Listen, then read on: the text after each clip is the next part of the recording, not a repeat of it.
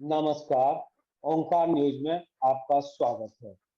विश्व परिवेश परिवर्तन में आज चर्चा होगी रूस और यूक्रेन के युद्ध पर। यूक्रेन विश्व युद्ध का ताना बाना बुन रहा है। इसमें रूस कितना आगे बढ़ चढ़कर भाग लेगा, इस पर ध्यान देने की जरूरत है।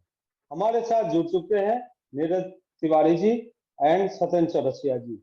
Neeraj Tiwari ji journalist, senior journalist है, और सत्येंद्र चौरसिया जी विश्व परिवेश को देखते हुए पूरे विश्व का युद्ध पर एनालिसिस करेंगे। नीरज जी, आज दो प्रधानमंत्री मोदी दो राष्ट्राध्यक्ष से मिलकर इस युद्ध के बारे में भी विस्तार से चर्चा किया।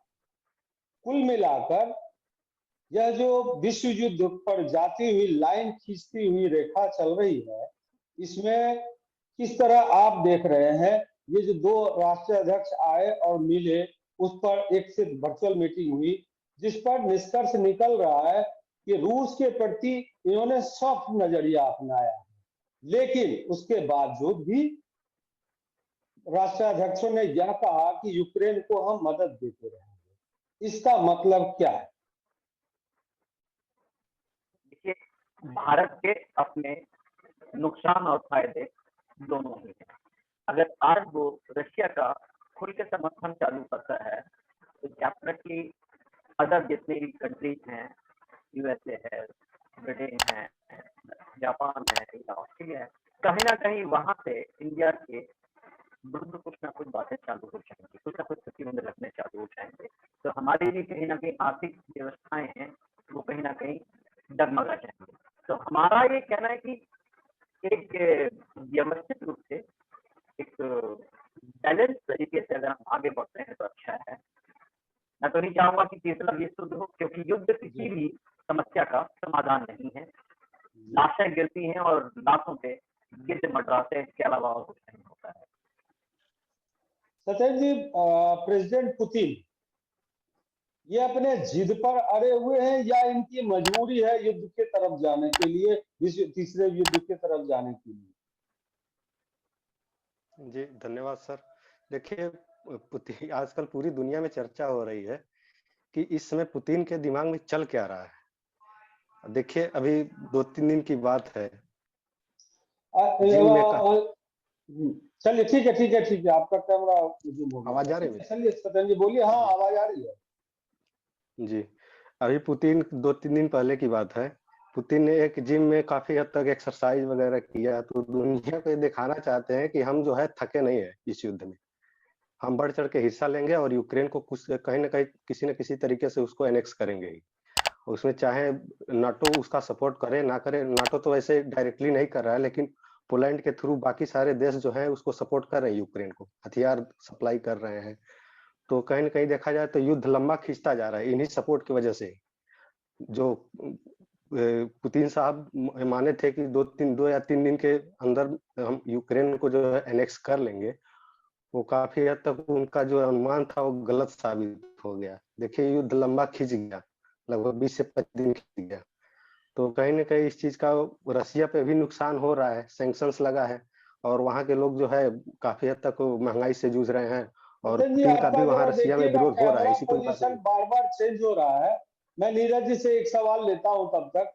नीरज जी, क्या आज विश्व परिवेश में मानवता पर जितने भी संस्था बनी है और जितनी भी संस्था चल रही है, क्या उनकी एक योगदान है इस युद्ध को रोकने में? कोई कहीं से योगदान है? और दूसरी बात ये, आज जो समस्या है, सबसे बड़ी समस्या वहां का है लोगों को शरणार्थी का। दूसरे देश में सब खाली हो गया। 98% वहां से लोग जा चुके हैं।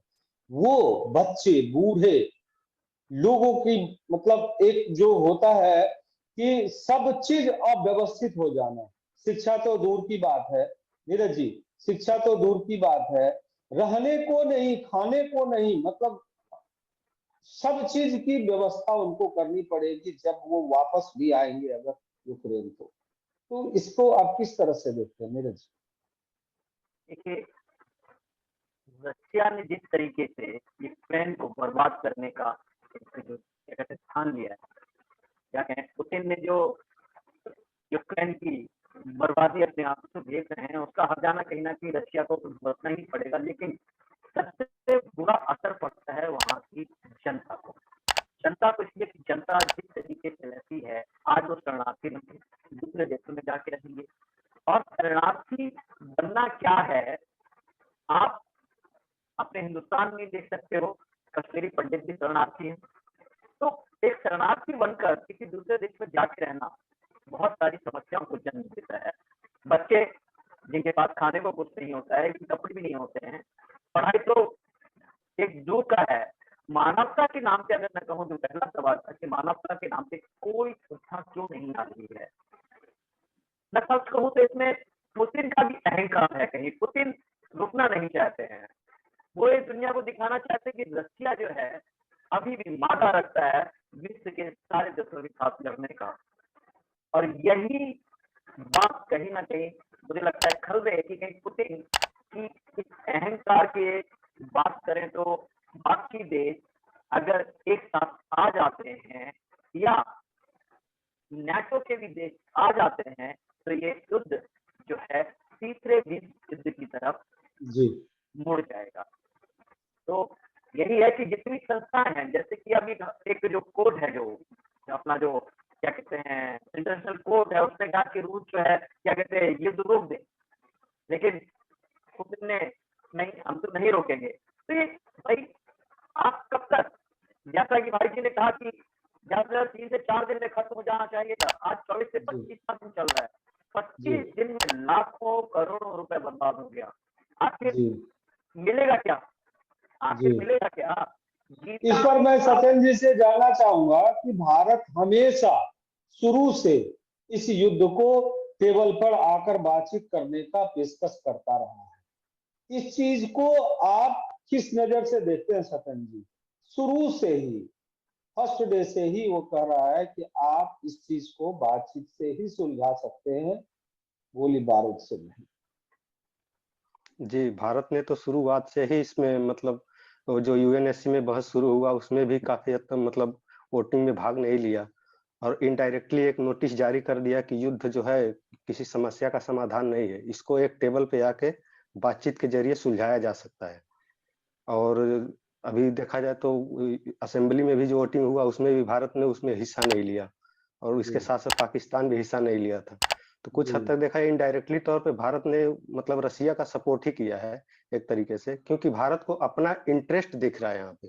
जी यहाँ पे मैं अगर ये कहूँ कि रसिया विश्व में एक विदाउट इंटरेस्ट, मान लीजिए, हाँ ठीक है, भारत को कई चीजों से लेन देन है रसिया से, इसलिए वो अपना व्यापार नहीं बिगाड़ना चाहेगा, लेकिन बिना इंटरेस्ट क्या कुछ राष्ट्राध्यक्षों को ये सामने नजर खोल के आना चाहिए खुले हाथों से कि भाई युद्ध इसका समाधान नहीं है, इस समस्या का समाधान टेबल पे हो सकता है, हम बातचीत के दायरे में, मतलब बातचीत के दायरे में बहुत सारी समस्याओं का ओपन रखा जाएगा, जो रूस का एक अपना परिदृश्य है वो भी रखना चाहेगा। और क्यों इस चीज को सब कुछ जमा कर उसके बाद उस पर फिर राउंड टेबल पे आना? जी बिल्कुल आना चाहिए राउंड टेबल। जी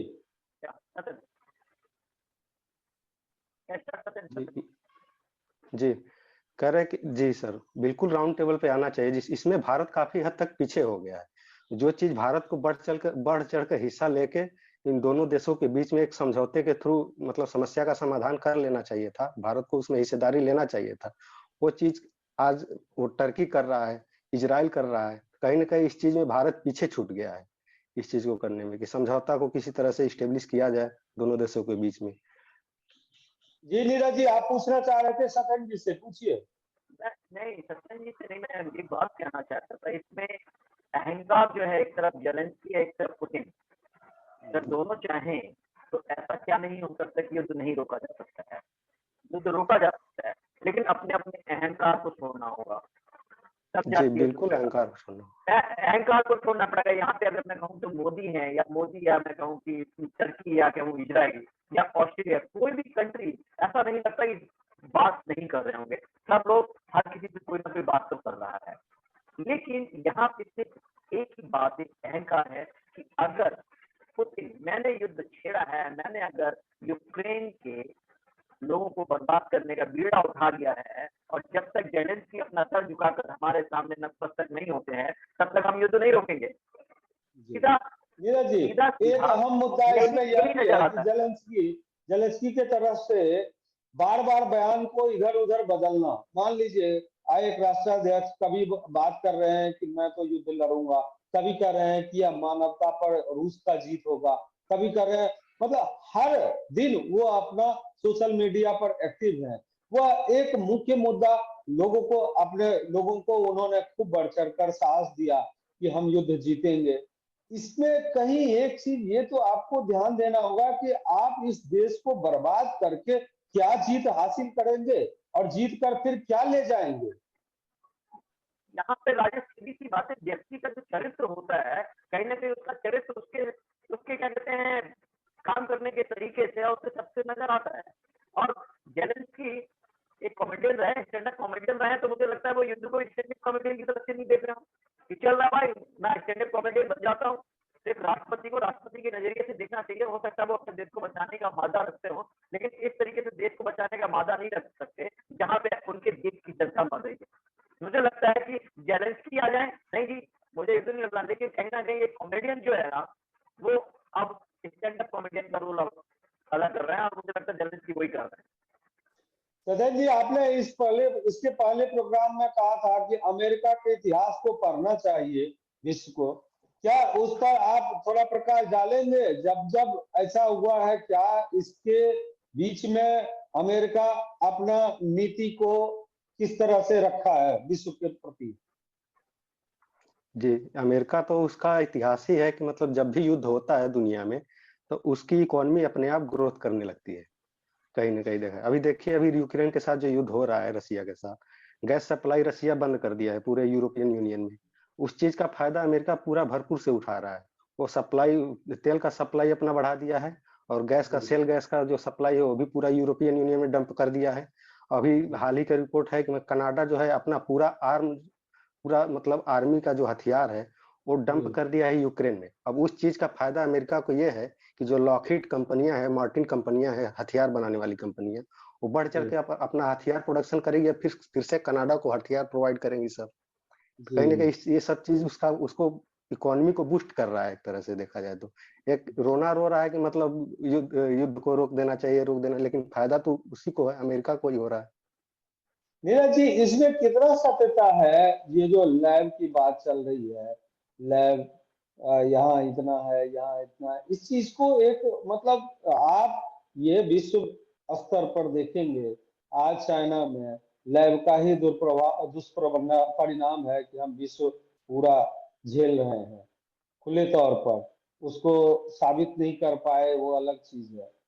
खैर जो भी है, लेकिन ये जो वार है, लैब वार, इसमें कौन सा देश कितना आगे है, इसको आप कैसे समझते हैं? सबसे पहले मैं तो लैब वार की बात करूंगा। अमेरिका ने इराक को बर्बाद कर दिया, सद्दाम को फांसी के तख्ते पर चढ़ा दिया क्योंकि उनके पास ही परमाणु बम था। पता नहीं क्या क्या बातें होती रहती थी, लेकिन वहां क्या निकला? कुछ निकला? कुछ नहीं निकला। इराक बर्बाद हो गया। तो क्या रशिया भी वही कर रहा है? ऐसा यूएसए ने इराक के साथ किया, रशिया यूक्रेन के साथ कर रहा है। माना कि चलो वो नाटो के साथ जाने की बात की, नाटो ने हमले होने की बात कर रहे थे, वो एक अलग मुद्दा हो सकता है। लेकिन ये जो बायो वेपन की जब बात करते हैं हम किसी भी चीज के लिए, तो ये एक जांच का विषय है। और इसको डेफिनेटली अगर ऐसा है तो मुझे लगता है कि अदर कंट्रीज हैं वो खुल के सामने आए और अपना एक इन्वेस्टिगेशन जो टीम होती है उसको बनाए और यूक्रेन जाए, पता करने की बात के लिए कि ऐसा हुआ था। जैसे चाइना ने रिसेंटली जब कोविड की बात हुई, तो कोविड के लिए क्या चाइना से कोविड आउट हुआ, इसको भी देखने के लिए तो टीमें गई थी ना, बट ऑर्गेनाइजेशन की टीमें गई थी। तो क्या ऐसा नहीं किया जा सकता था? तो ऐसा किया जा सकता था अगर यूएसए, रशिया, अदर कंट्री चाहेगी तो डेफिनेटली बायोवेपन एक अलग बात है। ये तो सिर्फ मुझे लगता है सिर्फ एक बहाना है। अभी मुझे नहीं लगता कि बायोवेपन वगैरह कुछ ऐसा होगा, सब बर्बाद हो जाएगा, कुछ भी नहीं मिलेगा।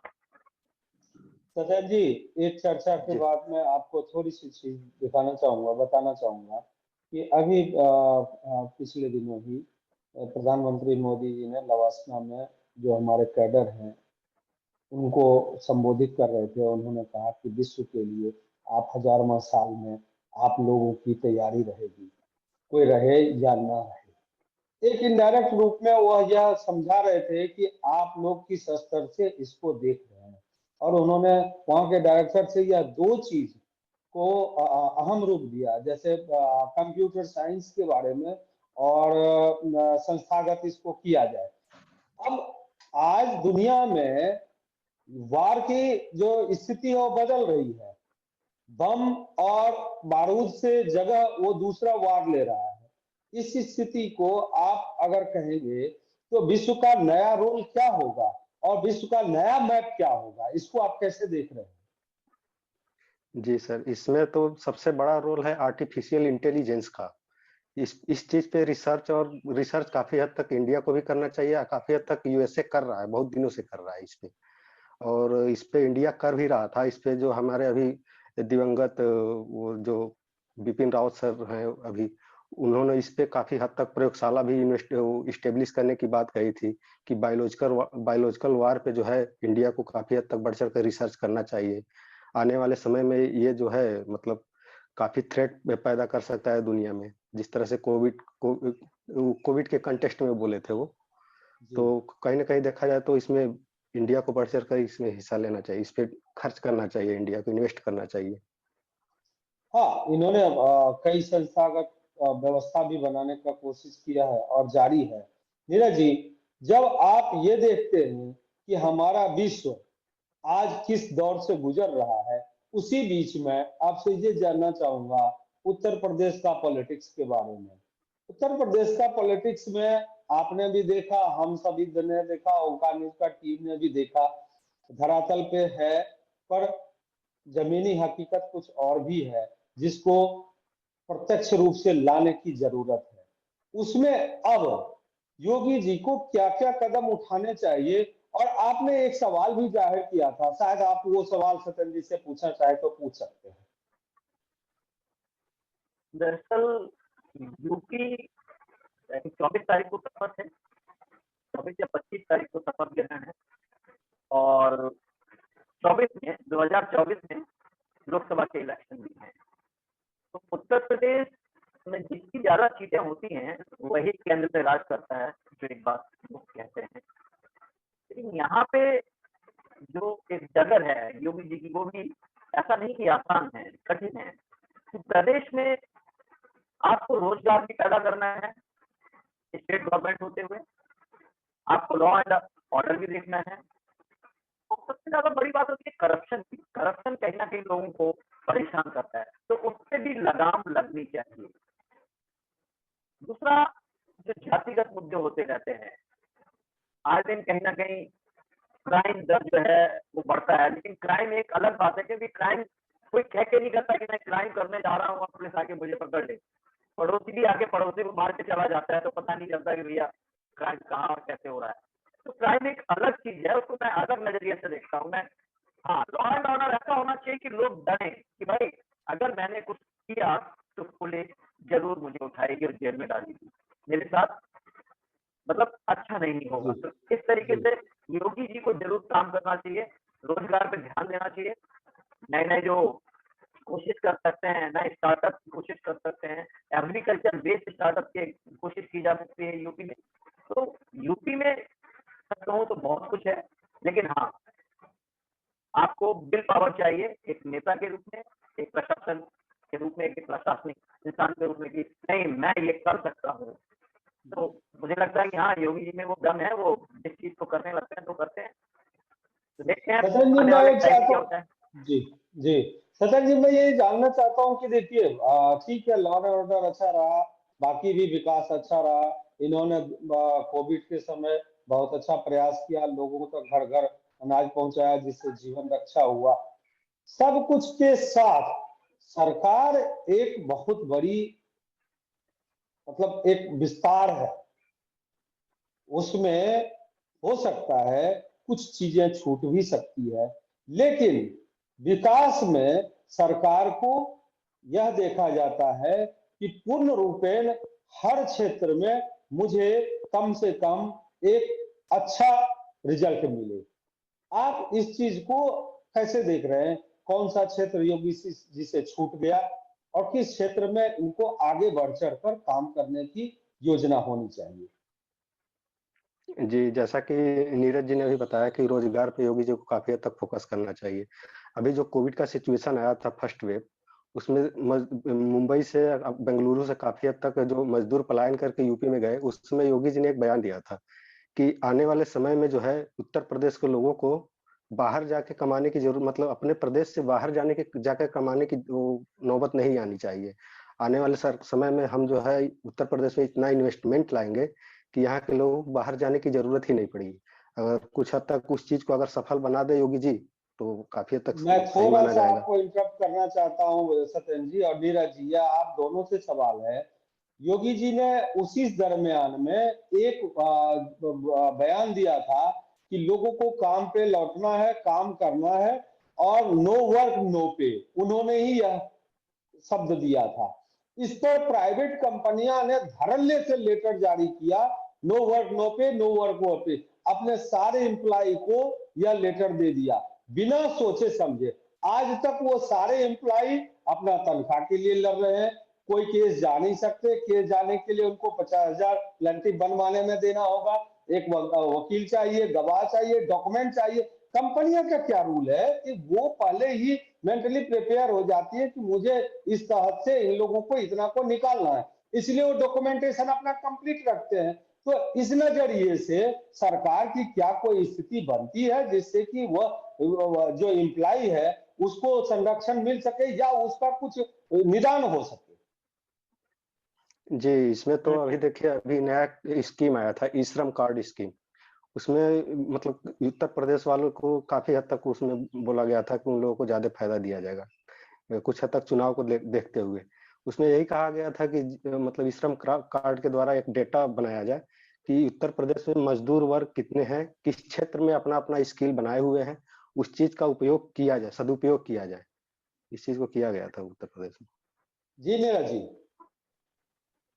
मैं आप एक विस्तार से चीज यहाँ इसको पे समझते हैं कहूंगा, और जी मैं यहाँ पे एक चीज कहना ये चाहूंगा कि जितने भी प्राइवेट सेक्टर हैं वो डेफिनेटली नौकरी करते हैं, इसमें कोई दो राय नहीं। लेकिन सरकार को अपने कुछ ऐसे नुमाइंदे या कुछ ऐसा एक ढांचा बनाना चाहिए जहाँ पे ये जो लोग हैं, जो नौकरी से निकाले गए जो लोग हैं, वो वहाँ अपनी पहुंच रख सके और अपनी बात वहां तक पहुंचा सके और सरकार उनकी बातों को समझ के उनका निराकरण कर सके।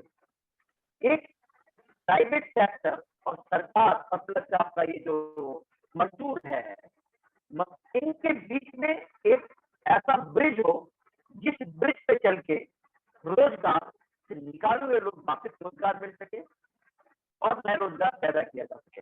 देखिए रोज जनसंख्या हमारे हिंदुस्तान की इतनी है कि हर किसी को रोजगार देना बहुत मुश्किल है। तो यहाँ पे सबसे बड़ी चीज है कि हम कितने रोजगार पैदा कर सकते हैं। नीरज जी, मैं एक मुद्दा और आपसे जानना चाहता हूं। देखिए, सरकार की जो व्यवस्था है उसमें कोई कमी नहीं है, जैसे लेबर कोर्ट है, उसके ऊपर कोर्ट है, उसके ऊपर कमिश्नर है, हर तरह की व्यवस्था बनी हुई है। पर उस व्यवस्था में लेकिन इतनी राजेश यहाँ लचर, कोई सुनता नहीं है। इतनी पेच है लेकिन कि उस पे जी लाल बोलिए। फीताशाही काफ़ी हद तक है। लेकिन वहां तक कोई सतत पहुंचता नहीं है। Law and order, labour commissioner, आप लेबर कमिश्नर के पास जाइए, लेबर कमिश्नर आपकी सुनता नहीं है। जी सर, लाल अगर आपको फीताशाही पकड़ा है तो हर क्षेत्र में है। मैं यही चीज दर्शाना चाहता हूं कि एक जो व्यक्ति, एक तो पहली बात कि दुखी है, पहले ही वो दुखी है इस बात से कि उसकी नौकरी छूट गई, घर कैसे चलेगा। दूसरी बात से वह परेशान है कि अब वो कोर्ट जाएगा तो उसको कोर्ट फी देना पड़ेगा और वहां वकील तय करते हैं कि मैं इतना परसेंट, मैं इतना परसेंट, उसके बाद आपको ये फी तो लगेगा ही जी। तो मैं इस व्यवहारिक बात कर रहा हूं आपसे कि लोग इतना तक पहुंच नहीं पाते हैं। लास्टली वो क्या करते हैं, अपना जो भी मूलधन है वो भी छोड़कर भाग जाते हैं, अपने गांव चले जाते हैं। किसको फायदा हुआ? तो इस चीज को बिल्कुल। अच्छा, आपने उसको रिहेबिलिट भी नहीं किया, आपने उसको एक नौकरी भी नहीं दिया। एक ऐसी व्यवस्था हो जिसमें अगर उसकी नौकरी मान लो उस स्तर से छूट गया हो, वो अगर अपनी व्यवस्था को करना चाहे तो क्या आप रिहेबिलिट करके उसको दूसरी व्यवस्था में ले सकते हैं। उसके अनुभव को आप किस तरह उपयोग में ला सकते हैं। आज देश वृद्धि में नीतीश जी ने, आपको याद होगा एक बार इन्होंने कहा कि सारे लोग जो बुद्धिजीवी हैं वो वापस बिहार में आ जाए, कोई नहीं गया, एक भी नहीं गया। इसलिए नहीं गया क्योंकि वो उस व्यवस्था में वहां नहीं दे पाए, सक्षम नहीं थे उसको व्यवस्था देने में। क्यों जाता वो? तो ये चीज आप समझिए कि आप अगर मान लीजिए सरकार में ऐसा कोई नहीं है जो वही बात मैं फिर दोहराता हूँ कि जादू नहीं है कि आपने फिल्म से सब कुछ तैयार कर दिया, लेकिन एक जो कोऑर्डिनेशन की बात है जिसको आप आगे ला सकते हैं, लोगों की समस्या हल तक कम कर सकते हैं। जी नीरज जी। देखो मैं बताऊं, डेफिनेटली हो सकता है कई सारी बातें हैं, जैसे कि जैसे कोर्ट है, सब जगह डेफिनेटली पैसा खर्च होता है, लेकिन सरकार अगर चाहे उत्तर प्रदेश की तो टूरिज्म सेक्टर है जहाँ पे क्या कहते हैं एक अच्छा एम्प्लॉयमेंट क्या कहते हैं लाया जा सकता है। बहुत सारे ऐसे क्षेत्र हैं जहाँ पे देखिए एक होता है डायरेक्ट, होता है एक इनडायरेक्ट। आप हर किसी को सरकारी नौकरी नहीं दे सकते हैं, तो कहीं ना कहीं जब आप अच्छे रोड बन जाते हैं, अच्छी अच्छी व्यवस्थाएं होती हैं, तो लोग व्यक्ति जो है एक अपनी दुकान खोल के भी बैठ जाता है, और एक दुकान भी कहीं ना कहीं आपको रोजगार देता है। मैं यहाँ पे पकौड़ा तलने की बात नहीं करूंगा कि भाई हर किसी को पकौड़ा ही तलना है, लेकिन कहीं ना कहीं दुकान भी आपको एक रोजगार देता है। अच्छे अच्छे MBA बंदे छोड़ के आज बिजनेस कर रहे हैं, अपना क्या कहते हैं चाय चाय के क्या कहते हैं फर्स्ट क्लास स्टोर चला रहे हैं। तो यहाँ पे ये है कि मैं किस तरीके से करूंगा, नहीं मुझे तो सरकारी नौकरी ही करनी है। तो ये सरकारी नौकरी हर किसी को देना सरकार का बख्ता नहीं है। आपको कहीं ना कहीं राजेश भाई खुद कोशिश करनी, सरकार आपको सहूलियत दे सकती है कि भाई मेरा रोड अच्छा है, पानी अच्छा है, आपको बिजली अच्छी आ रही है, आप लोग काम करो, लेकिन हर किसी को सरकारी नौकरी मिलना बड़ा मुश्किल है। अब यहाँ पे क्या है, बात आती है कि भाई मैं तो बेरोजगार हो गया, मुझे किसी कंपनी में बाहर निकाल दिया, डेफिनेटली मेरे पास पैसे नहीं है। तो यहाँ पे सरकार को एक काम करना चाहिए कि एक ऐसा तंत्र खड़ा करना चाहिए जहाँ पे ये लोग जाकर मिल सके और अपनी बात कह सके कि इनका पैसा खर्च नहीं हो और इस पैसे से खर्च होने से बचा दे, क्योंकि करप्शन है, हर पद पे करप्शन है। आपको हर पद पे क्या कहते हैं 100 रुपया देना है, और एक गरीब जो मजदूर होता है वो 100 रुपये कमा तो पाता नहीं है, और 100 रुपया अगर जाके करप्शन में भ्रष्टाचार में देगा तो अपने बीवी बच्चों को क्या खिलाएगा, पढ़ाएगा कहाँ से बच्चों को। जी सीधी सीधी बात है। जी जी जी सर। जी बहुत जी, बोलिए सत्यन जी, बोलिए, कुछ करना चाह रहे हैं। इसमें एक चीज जोड़ना चाहूंगा। देखिए भारत में जो है जो रोजगार पैदा करने वाला जो सेक्टर है अनऑर्गेनाइज सेक्टर, वो काफी हद तक 80 से 90% रोजगार वहीं से जनरेट होता है। उस चीज को कुछ कुछ हद तक पिछले 7-8 सालों से कमजोर किया गया है इस सरकार के द्वारा। हर चीज प्राइवेटाइजेशन किया जा रहा है। MSME जो बोला जाता था, जॉब सेक्टर में काफी हद तक मतलब जॉब सीकर का काम करता था, उनको जो है टाइम से लोन प्रोवाइड नहीं हो पा रहा है। GST का जो लोचा है उससे उबर नहीं पा रहे हैं। कहीं ना कहीं देखा जाए तो सरकार का जो जो मतलब तरीका है, सरकार के नीतियों में सुधार की आवश्यकता नीतियों है। नहीं, यहाँ पे राजेश सीधी सी बात है कि हर व्यक्ति को ईमानदार होना पड़ेगा अपने काम के प्रति। कुल जब तक मिलाकर व्यक्ति अपने सत्यन काम जी, के प्रति ईमानदार नहीं होगा तब तक देश क्या कोई भी तरक्की नहीं कर पाएगा। तो नीरज जी, कुल मिलाकर मैं तो ये कहूंगा कि आज सबसे बहुत अहम जरूरत है, संस्था बनी हुई है, संस्थागत लोग काम कर रहे हैं, उस पर एक निगरानी की बहुत बड़ी आवश्यकता है। उस निगरानी में अधिकारी से लेकर ऊपर बैठे मंत्रीगण तक की निगरानी होनी चाहिए, और इसको बेहतर जी जल्दी समाप्त करिएगा नीरज जी। कैसी निगरानी? अरे भाई एक मालूम करता है एंटी करप्शन ब्यूरो का जो क्या कहते हैं ऑफिसर होता है, वो खुद जाके क्या कहते हैं वो घूस मांग रहा होता है। तो ये निगरानी है। जब एंटी करप्शन का बंदा ही जाके करप्शन करेगा नीरज जी, क्या होगा? देखिए हम लोग क्या है, कॉन्स्टिट्यूशन के आधार पे ही हम लोग कर सकते हैं कि भाई निगरानी बहुत बड़ी समस्या है, इसको सुधारा जाए। ये ऊपर से नीचे तक बहुत कहानियां हो चुकी, निगरानी, अब निगरानी को ठीक से देखा जाए। बस यही, इसी के साथ हम अपना आज का चर्चा यही समाप्त करते हैं। नीरज जी आपका भी धन्यवाद, सत्येंद्र जी आपका भी धन्यवाद, बहुत बहुत धन्यवाद, नमस्कार।